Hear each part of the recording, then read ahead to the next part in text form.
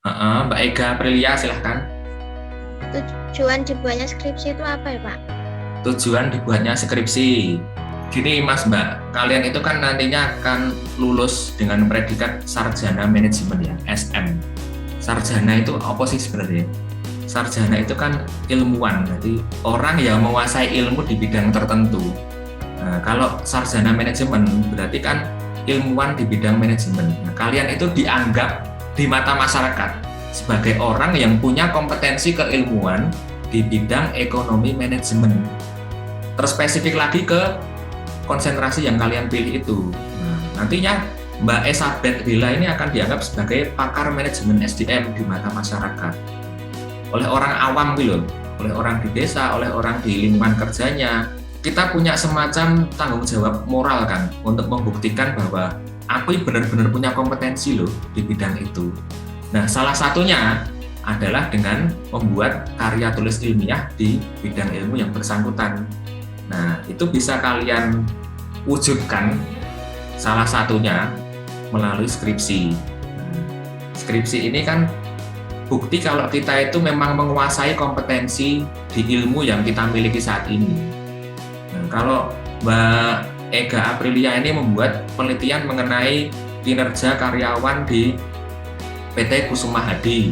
Nah, di situ kan berarti Mbak Ega punya kompetensi di bidang manajemen SDM yang menguasai, yang dibuktikan dengan penguasaan topik-topik mengenai faktor-faktor yang bisa mempengaruhi kinerja karyawan di perusahaan Kusuma Hadi.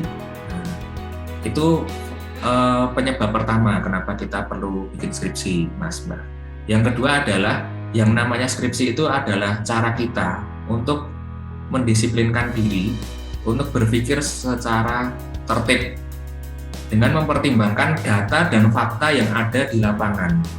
Jangan sampai nanti Anda itu ketika terjun ke masyarakat, ketika dimintai pendapat, yang Anda sampaikan adalah sesuatu yang hanya sekedar keluar dari pikiran Anda sendiri, tapi tidak ada data dan fakta yang kuat yang menjadi pendukung.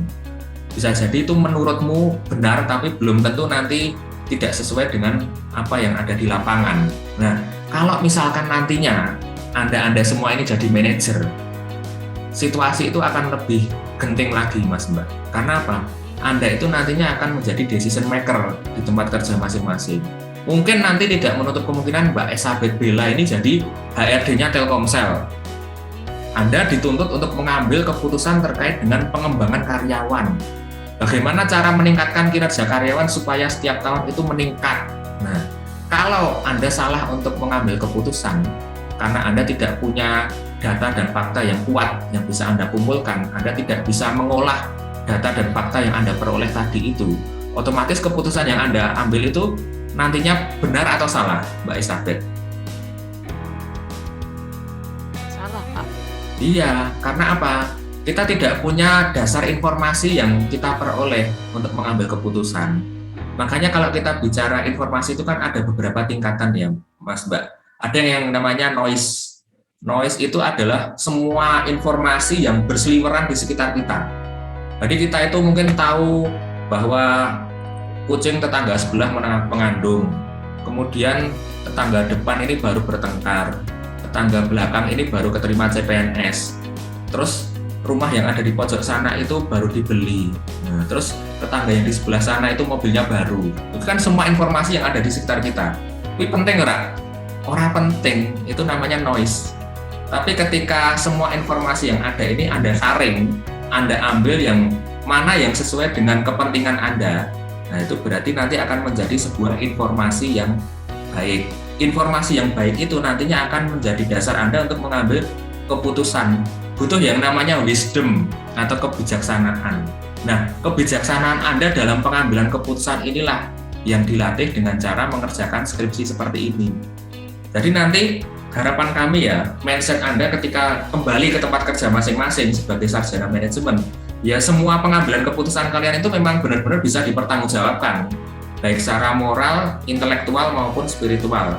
Tidak menyalahi aturan agama, tidak menyalahi aturan norma-norma masyarakat, dan juga tidak mengganggu keberlangsungan perusahaan. Nah, itu yang membuat kita itu perlu membuat atau menyusun skripsi atau karya tulis ilmiah, Mas Mbak. Ini untuk melatih mindset kita bahwa oh ternyata kalau kita itu mau mengambil keputusan, pertama kita harus mengidentifikasi masalah dulu. Itu kan yang dilakukan kalian di bab 1.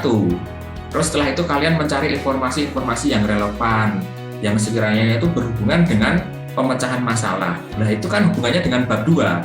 Nah, terus cara kalian mengumpulkan data ini dengan cara apa? Apakah dengan bertanya langsung ke karyawan, melakukan survei, terjun langsung ke masyarakat, diskusi dengan pimpinan, diskusi dengan supervisor, ngobrol dengan rekan kerja, dan lain sebagainya. Atau cukup dengan browsing di internet. Nah, itu kan kita sedang bicara bab 3. Nah, setelah itu kan semua informasi yang Anda peroleh tadi Anda olah kan mestinya. Nah, itu yang kita lakukan di bab 4. Setelah kita olah, tentunya kan kita bisa mengambil keputusan. Kita bisa menyimpulkan, oh masalah ini, solusinya ini. Nah, itu yang kalian sampaikan di bab 5. Itu Mas dan Mbak semua. Jadi, urut-urutan berpikir dalam pekerjaan skripsi itulah nanti yang akan kami wariskan sebagai dosen kalian ketika kalian itu terjun ke masyarakat.